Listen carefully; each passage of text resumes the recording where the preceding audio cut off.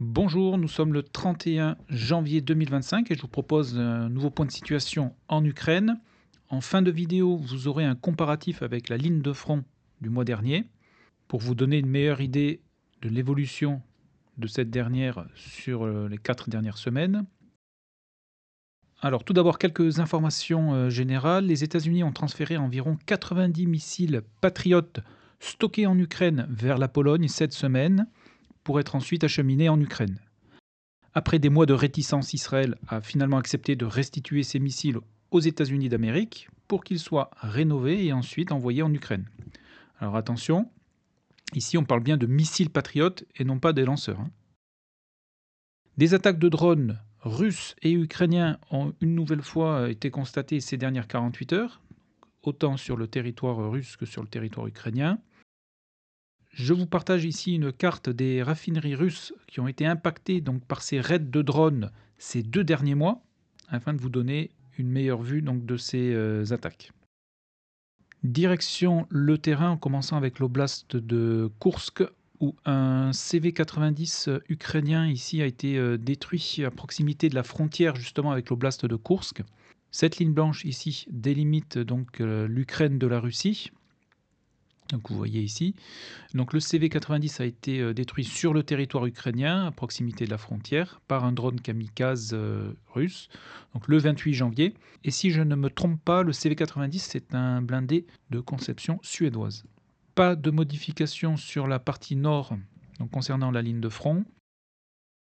Au nord de la commune de Klugenkoye, ici, qui est sous contrôle russe, ici c'est un BTR-82 qui a été détruit par un drone kamikaze le 28 janvier également.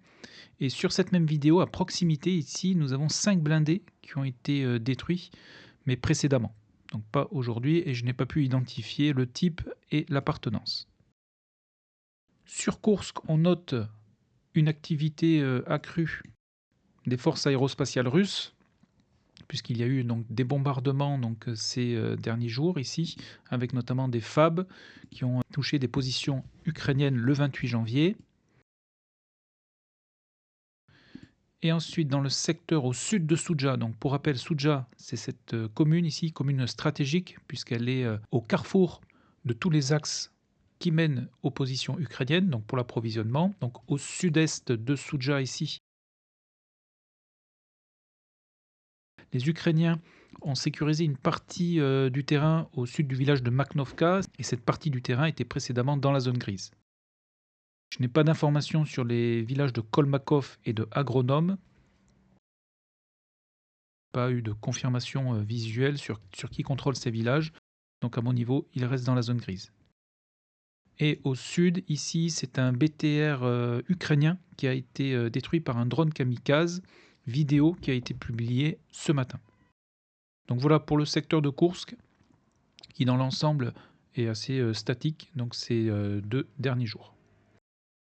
Sur l'oblast de Kharkov, ici, dans la ville de Vovchansk, des combats urbains ont eu lieu ici dans ce secteur des immeubles de grande hauteur, combats qui ont été publiés donc dans une vidéo le 28 janvier, où l'on voit donc un soldat russe jeter une mine anti-char dans ce bâtiment exactement, et ensuite qui explose. Donc secteur disputé ici, et un petit peu plus au sud, ici c'est une position de l'armée ukrainienne qui a été bombardée hier dans la journée.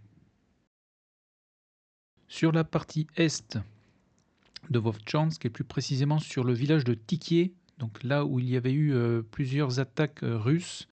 Des géolocalisations de leurs blindés ont été réalisées donc, ces derniers jours. Ici, nous avons 2 BMP russes qui ont été détruits le 27 janvier, ainsi qu'un BMP-3 ici un petit peu plus au nord, donc détruit par un drone kamikaze. Direction le front de Louhansk, où les Russes ont progressé au nord-est de Dvorichna, ici, puisque une de leurs positions a été bombardée hier dans la journée. Pour l'instant, ça n'a pas apporté de modification sur les zones de contrôle et Dvorichna reste disputé. Un petit peu plus au sud, ici, un BMP-2 ukrainien a été détruit ici par un drone kamikaze russe le 30 janvier. Et au sud du village de Kislivka, ici, cette fois-ci, c'est un BTR-80 russe qui a été abandonné ici dans ce secteur.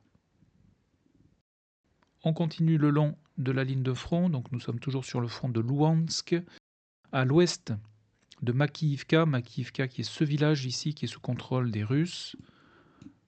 Sur l'axe qui mène à ce village, et plus précisément sur le village de Rekivka, ici, ce sont 2 blindés ukrainiens qui ont été détruits le même jour, donc le 28 janvier. Alors nous avons un M113 ici qui a été détruit par un drone kamikaze et un Sultan qui est un blindé de conception britannique qui lui également a été détruit par un drone kamikaze dans la même journée. Et pas d'autres informations sur le reste de la ligne de front de Louhansk. Nous arrivons dans la région de Siversk, où ici un BMP-1 ukrainien a été abandonné le 31 janvier 2025, avant d'être attaqué par un drone kamikaze russe, mais la vidéo est trop courte pour pouvoir confirmer une éventuelle destruction. Les Russes ont de nouveau attaqué dans le secteur du village de Verkhnomansky, donc ici exactement. Ici, une vidéo a été publiée le 29 janvier où un char russe s'approche donc de ce secteur ici. Ensuite débarquent des fantassins de ce même char, puisque les chars sont également utilisés dans le transport de troupes grâce à leur cage entre guillemets anti-drone kamikaze. Et en fait, sous ces cages sont disposés donc des fantassins russes donc, qui ont débarqué et qui ont ensuite engagé les fantassins ukrainiens dans les ruines qui se trouvent ici. Parce que le village de Verkhnomansky est entièrement détruit. Donc secteur dynamique à l'est de Verkhnomansky, mais pas d'autres informations sur Siversk. Nous arrivons dans le secteur de Chassifiar où il y a eu beaucoup d'informations diffusées ces dernières 48 heures. Alors je vais commencer avec les frappes aériennes donc, qui ont eu lieu le 28 janvier. Ici, ce sont des FAB russes qui ont bombardé les positions ukrainiennes. Et dans la même journée, ici, ce sont les Ukrainiens qui ont procédé également à des frappes aériennes sur les positions russes. Au nord-ouest de Chassifiar, ici, une position de l'armée ukrainienne a été attaquée par des drones kamikazes le 30 janvier. Les Russes ont sécurisé cette partie boisée au sud-est du centre-ville de Chassifiar. Centre-ville qui reste toujours disputé, donc dans la zone grise. Et alors dans la dernière vidéo, je vous avais présenté un BMP ukrainien qui avait ouvert le feu sur les positions russes et qui avait ensuite emprunté cet axe ici, où vous voyez donc ma souris. Et en fait, ce blindé, en fin de vidéo, on le voyait détruit et il a été finalement géolocalisé. Donc ici, exactement, donc il s'agit du même BMP, donc un BMP-2, qui a finalement été détruit par une charge explosive lancée depuis un drone. Ce matin, une vidéo a été publiée où un secteur est actuellement disputé. Donc je dézoome pour bien vous montrer. On est au sud de Chassifiar. Donc dans cette vidéo, ici, on voit un soldat russe entrer dans une casemate et ensuite être attaqué par des fantassins ukrainiens, s'en approcher et lancer des grenades. Et en fin de vidéo, les fantassins ukrainiens donc, dans ce secteur sont bombardés par l'artillerie russe. Donc le secteur ici est disputé actuellement. Et enfin, encore un petit peu plus au sud, ici, une autre casemate ici qui a été cette fois-ci prise d'assaut par les Russes. Casemate qui se situe au sommet d'une butte ici et qui est donc passée sous contrôle de l'armée russe. Donc je dézoome pour bien vous montrer que les Russes ici sont en train d'attaquer le flanc sud de Chassifiar. Et ah oui, une autre vidéo ici sur un axe qui mène à la ville de Bakhmout, qui est ici, donc entre Bakhmout et Chassifiar, où donc dans la vidéo ici, un M113 a été capturé par l'armée russe et il a ensuite été tracté par un char. Direction à présent le front de Toretsk, où petite évolution ici en faveur des Russes, notamment en direction de la mine de charbon de la ville, ainsi que dans ce quartier qui sont passés sous leur contrôle. Un BTR 82 russe a été détruit ici hier dans la journée, donc on est à l'est de Sherbinivka Donc ce qui veut dire que ce secteur est actuellement disputé, car il était précédemment sous contrôle ukrainien. Un petit peu plus à l'ouest ici, le secteur de Leonidivka, donc c'est ce village ici qui est tout en longueur, qui est dans la zone grise. Alors tout d'abord ici, l'infanterie russe a été bombardée le 28 janvier, donc au sud-est de ce village, et au nord-est ici, une vidéo a été publiée le 28 janvier également, où l'on voit donc des soldats ukrainiens faire feu sur ce bâtiment, donc ce qui suppose que des soldats russes se trouvent à l'intérieur, ce qui veut dire que le secteur est également disputé, qu'il est dans la zone grise. Le front de Donetsk à présent, légère avancée des Russes ici au nord-ouest du village de Baranivka, mais l'axe ici, donc l'autoroute qui est entre Pokrovsk et Kostantinivka n'est toujours pas officiellement coupé, mais il est sous le feu de l'artillerie et des drones russes. Sur le front même de Pokrovsk, ici, légère avance des Russes ici qui ont sécurisé le nord du village de Pichanier. Avance également qui a été notée au sud du village de Novo-Vassilivka, ici, où les Russes ont sécurisé cette partie du terrain. Dans la journée du 29 janvier, un char ukrainien a fait irruption ici sur cet axe, donc depuis le village de Nadiivka, et ensuite il a été touché par un drone kamikaze, donc russe, et abandonné par l'équipage. Et au sud du village de Nadiivka, ici, une position de l'armée russe a été bombardée dans la zone grise. Secteur assez dynamique ici. On continue le long de la ligne de front sur le village de Novo-Andriivka ici. Alors dans ce secteur exactement, les Ukrainiens ont lancé une attaque le 29 janvier avec un Bradley qui a ensuite débarqué son groupe de combat. Et ces fantassins ont engagé les soldats russes ici dans cette zone boisée où des combats s'en sont suivis.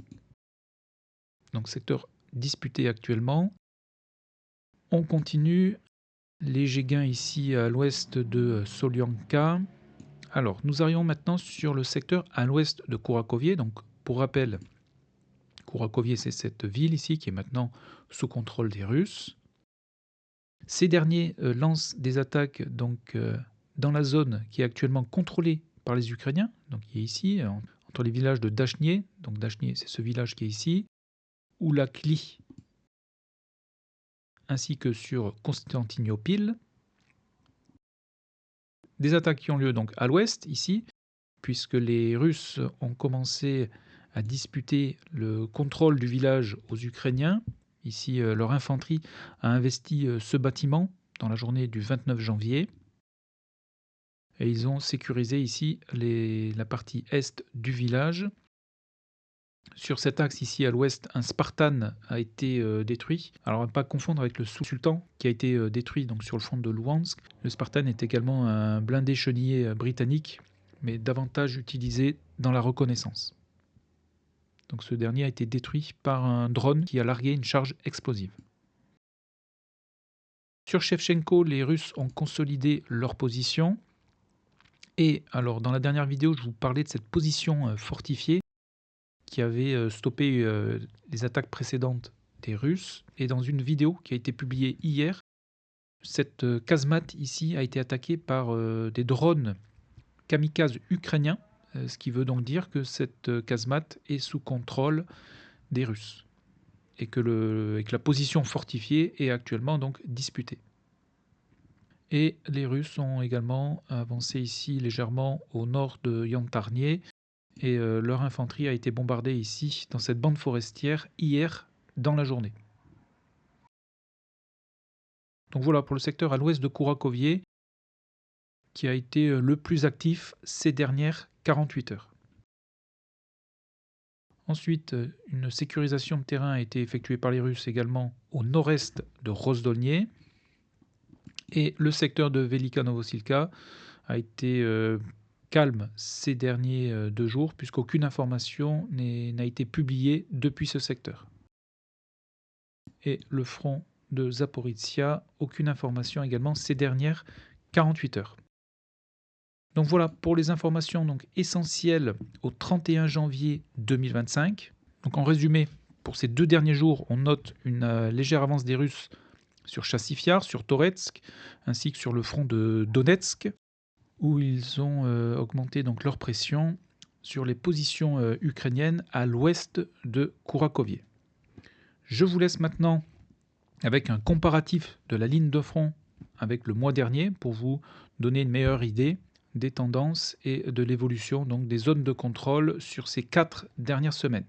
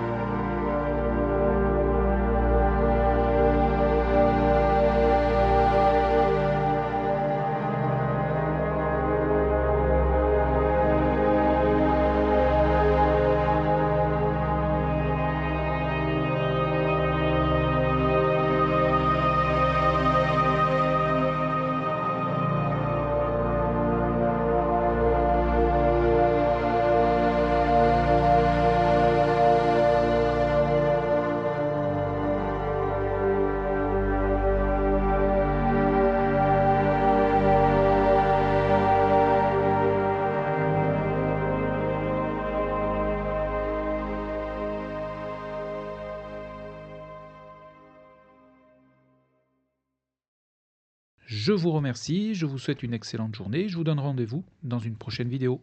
Merci.